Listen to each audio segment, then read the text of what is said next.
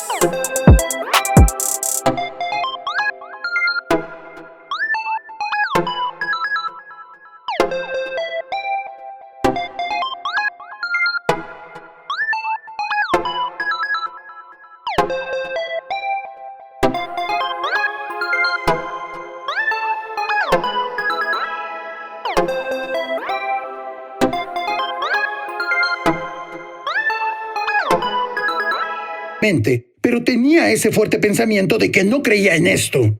Ahora descubrí que esos pensamientos no eran míos.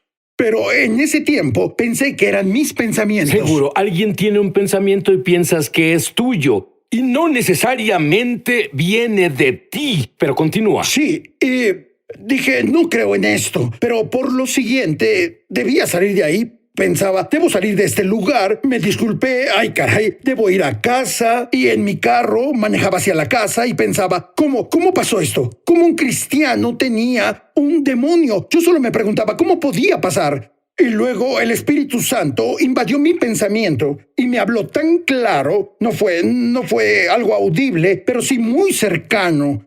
Y él dijo, Rodney, es lo que tú tienes. ¿Alguien quiere oír a Dios? ¿Alguien quiere oír eso? Bueno, vamos, me molesté. Bueno, ni siquiera pensaba en ese momento, solo me molesté. Y dije, no puedes tenerme. Yo no te pertenezco. En el nombre de Jesucristo te ordeno dejarme. Y sentía esa cosa, dejarme. La cosa que no creías, sí. Eso es lo que pasó. Sí, sí, es lo que pensé. Dije, oh no, tuve una experiencia en la que no creo. Pero no le dije a nadie, no le dije a mi esposa y ciertamente no le diría a ese señor. Pues debía pensar esto bien. Fue un gran debate y déjame hacer la pregunta. Bueno, de frente. ¿Puede un cristiano tener un demonio? Bueno, yo lo tuve.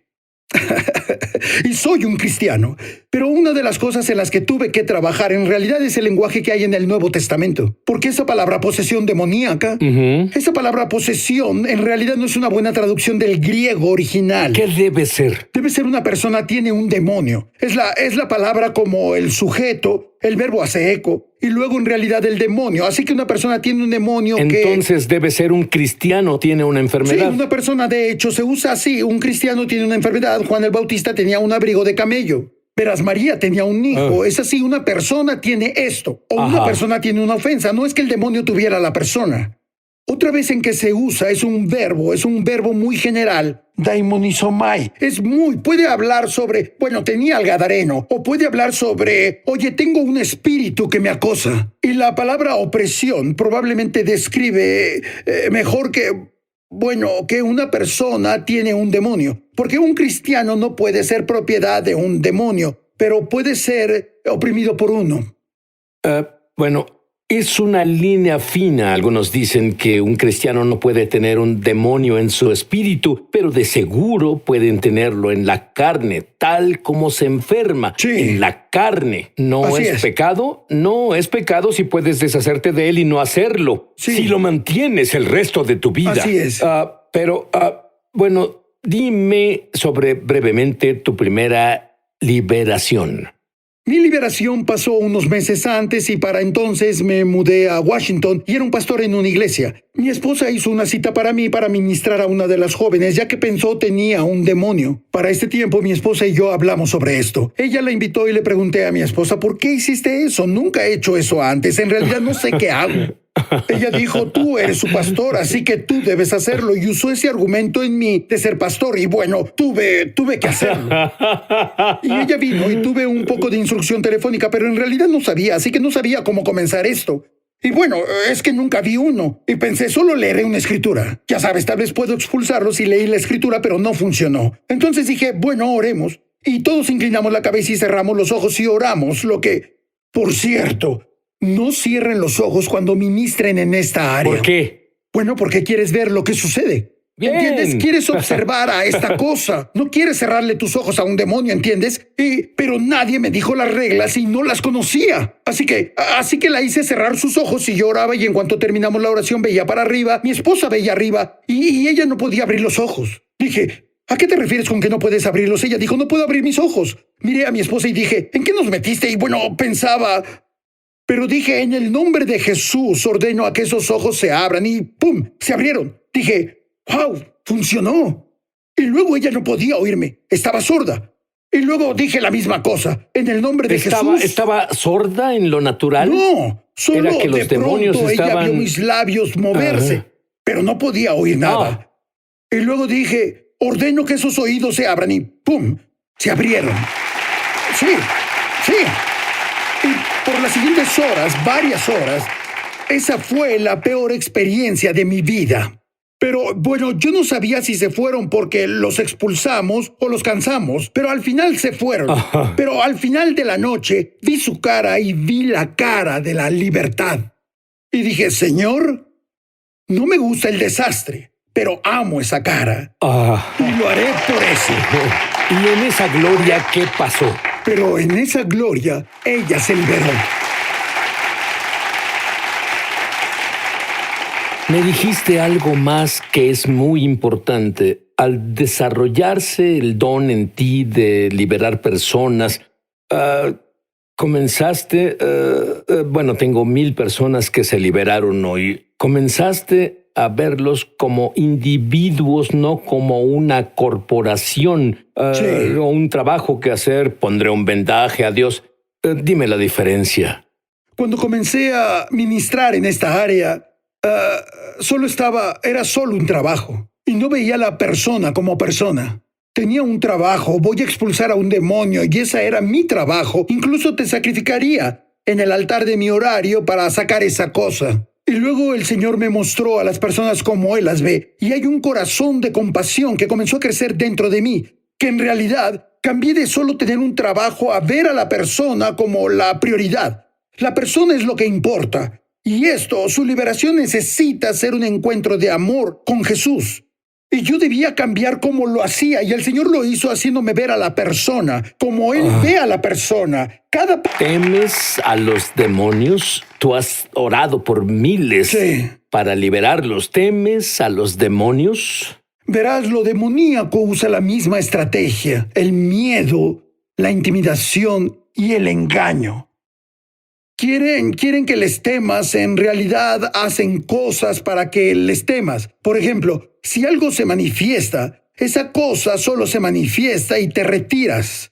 Y temerás, y las personas entran en acuerdo con eso. Algunas veces ese miedo que la persona siente no es de él. Es un miedo que se proyecta en ellos por ese espíritu. Y tienen ese sentir, debo salir de aquí, debo huir porque esto me asusta, porque no reconocen, no experimentan la autoridad de Dios. En realidad, experimentan eso. Una de las cosas que creo que es importante cuando ministramos en esta área es que hay que exponer la autoridad que está dentro del creyente. En el libro de Hechos y los Evangelios hay un proceso en que una liberación pasa cuando tengo la autoridad de Jesús y brindo el reino de Dios a un lugar. Así que la forma es que en esta modalidad soy yo, con la autoridad de Jesús, avanzando el reino, brindando su reino a un lugar. Los demonios se manifiestan y nosotros los expulsamos. ¿Y qué haces cuando tú eres el que siente el temor? Bueno, básicamente eso para mí es una señal que ya estás vencido. Porque me mostraste que jugaste tus cartas. Estás ahí y ahora sé que estás ahí. Muchos cristianos, debido a la ignorancia, Sí. tienen puertas abiertas. Sí. Dime sobre esas puertas abiertas. Bueno, en Efesios capítulo 4, versículo 27 dice, no den lugar al diablo, y le hablaba a los creyentes. Esa palabra lugar a veces se traduce como estribo o un hueco. No le abras las puertas al enemigo. Y lo que pasa es que el enemigo busca tecnicismos legales y derechos legales, grietas legales para entrar en la vida de una persona. Y él no puede solo brincar sobre ti cuando quiera, debe tener derecho legal y él lo usará si puede. Incluso aunque no sea un derecho legal, él simplemente irá por ello. Y cuando él entra por lo regular a un punto, no a la persona entera, y no serás como el gadareno. Él se mudará al vecindario, él entra como a una casa.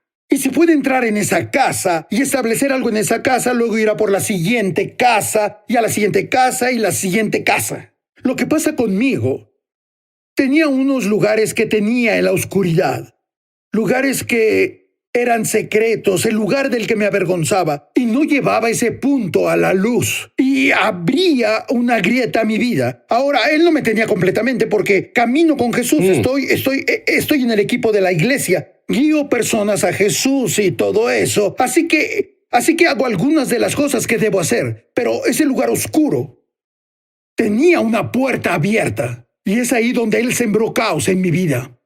¿Qué hay de... Bueno, dame unas áreas específicas que son puertas abiertas? Por ejemplo, pecado habitual. Tienes control al principio, pero luego te controla a ti. Si estás en el ocultismo y en realidad llamas a los demonios, tú te abres para eso. Tal vez es una secta. Tal vez lo que es como si adoraras a otro dios u otros dioses, o tal vez una desviación o perversión de Jesús. ¿Puede ser una exposición involuntaria al mal? Puede ser como... Entonces, como ver televisión o películas con contenido incorrecto. Una madre ministraba a su hijo que básicamente su esposo que no era creyente, años y años atrás llevó la película El Exorcista a casa, no El Exorcista, Poltergeist. Y la vieron con su hijo de 4 años y ella terminó en una administración por eso. Así que él no eligió hacer eso, él solo fue expuesto a ello. ¿Entiendes? ¿Qué hay de cosas como la tabla Ouija y todo eso de leer la mente y magia y todas esas cosas? Eso es ocultismo, porque llamas a un espíritu en vez de al Espíritu Santo y no tienes permiso para hacer eso. Sí, y hay cosas como drogas. Y no hablo de tomar cosas que tu cuerpo necesita, como una aspirina o para la presión. No. Es algo que tu cuerpo no necesita. El rencor es una puerta, heridas, cicatrices, traumas. Y bueno, cada vez que estás en un estado débil, el enemigo quiere tomar ventaja de eso. Te diré algo. Voy a arriesgarme. Verás, hago eso de vez en cuando. Rodney va a orar por una liberación grupal al regresar.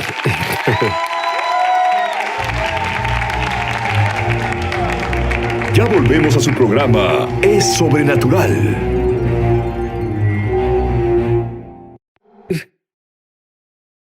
Sí, de vez en cuando. Pero tienes toda esa autoridad, ¿cómo es eso? Bueno, una de las cosas que pasan con algunas personas es que hay un acuerdo donde una mentira que se creen está insertada dentro de ellos que en realidad se manifiesta en su identidad. Por ejemplo, digamos que una persona tiene un espíritu de víctima y está ahí, ellos solo lo ven como una víctima. Así que tienen identidad de víctima ahí. Y hay tanto... Conocí a personas que son sordas y dije, ¿puedo orar para que tu oído se restaure? Sí. Y dicen, no, porque les gusta su comunidad de sordos. Sí, verás, si tengo una mosca y una mosca en esta taza, puedo ya sea sacarla jalándola o puedo poner la taza bajo la llave. y solo abrir la llave y dejar que la saque. Y algunos demonios podemos expulsarlos solo jalándolos, los expulsamos, los sacamos. Pero hay unos obstinados, están atorados en la identidad de una persona. A esos hay que desplazarlos. Debemos brindar verdad, debemos brindar vida para entrar y mostrar luz en las áreas de su corazón y comenzar a exponer todas esas mentiras insertadas y llevarlos a un punto de verdad. Y en realidad la verdad desplaza la oscuridad cuando hacemos eso. Dame un ejemplo de una mentira que las personas aceptan. Bueno, es como si no tengo el poder, no tengo la autoridad, soy un perdedor. O no puedo ser sanado. Dicen, mentira. otras personas pueden sanar, pero yo Sí. no puedo sanar. Sí, y si acepto esa mentira, entonces básicamente impido, bueno, la sanidad, porque yo acepté algo que no es verdad. Puedo sanar porque Dios dice que puedo sanar. Bueno, esto es lo que pienso. Hay tanta presencia de Dios en el estudio, incluso antes de que mis invitados vengan, pero ahora es más fuerte. Creo que puedes orar por todos Sí. aquí y liberar a muchas personas. ¿Por qué no ves a la cámara y oras como Dios te dirija? Bueno, el primer paso es este. Solo Jesús va a liberarte. Primero que nada, debes tener una relación con Jesús, porque Él es tu libertador. Tal vez aprendiste a simular, pero solo Jesús te liberará. Así que deberás invitar a Jesús a entrar a tu vida para que sea el Señor de tu vida, que perdone tus pecados y deberás tomar la decisión. Hoy seguiré a Jesús por completo. Y si quieres rendir tu vida completamente a Él, quiero que repitas después de mí. Solo di, querido Jesús, Querido Jesús, entra en mi vida. entra en mi vida. Perdona todos mis pecados. Perdona mis pecados. Hoy elijo seguirte. Hoy elijo seguirte. Te hago mi Señor. Te hago mi Señor. Te doy mi corazón. Te doy mi corazón, Mi mente. mi mente, Mis deseos. mi deseo, Mi futuro. mi futuro, Todo lo mío. todo lo mío. Ahora te pertenece. Ahora te pertenece. Gracias, Jesús, Gracias, Jesús, por entrar a mi vida. por entrar a mi vida.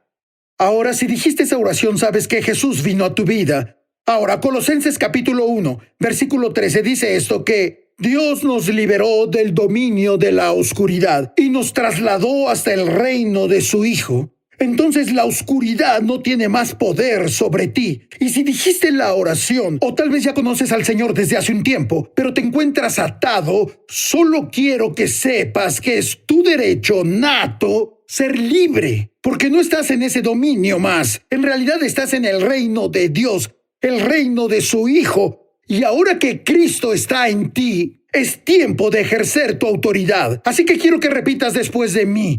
Soy hijo del Rey. Soy hijo del Rey. Todo lo que Jesús compró y pagó Todo lo que Jesús compró y por lo que es pagó mi herencia. es mi herencia. Estoy unido con Cristo. Estoy unido con Morí Cristo. con Él. Morí con Él. Fui enterrado con Él. Fui enterrado con Él. Resucité con Él. Resucité con Me Él. senté a la derecha del Padre. Me senté a la derecha del Padre. Sobre toda potestad. Sobre toda Todo potestad. dominio. Todo dominio. Todo poder. Todo poder. Todo nombre que es Todo nombrado. nombre que es nombrado. No solo en No esta solo era, en esta era, sino en la que viene. sino en la que viene. Por lo tanto, tengo autoridad sobre la carne. Tengo autoridad sobre Tengo la autoridad carne. sobre el pecado. Tengo autoridad sobre el Tengo autoridad pecado. sobre lo demoníaco. Tengo autoridad sobre lo Tengo demoníaco. autoridad sobre la enfermedad. Tengo autoridad sobre la Y enfermedad. debido a que tengo autoridad con Jesús, Y debido a que tengo autoridad con rompo Jesús, toda misión del infierno contra mí. rompo toda misión del infierno contra mí. Rompo toda maldición contra mí. Rompo toda maldición contra mí. Rompo cada maldición que viene desde mis Rompo cada ancestros. maldición que viene desde mis ancestros. Rompo cada maldición que venga del mundo a mi Rompo cada alrededor. maldición que venga del mundo a mi alrededor. Rompo cada maldición que puse sobre mí Rompo mismo. cada maldición que puse sobre mí mismo. Porque las armas de mi milicia Porque las armas de mi no milicia son carnales, no son carnales, son divinamente poderosas. son divinamente poderosas. Derriban las barreras de la oscuridad. Derriban las barreras de la oscuridad. Todo lo puedo en Cristo. Todo lo puedo en el Mesías. Porque el que está en mí es más poderoso Porque el que está en mí es más poderoso que el que está en el mundo. que el que está en el mundo. Amén. Amén.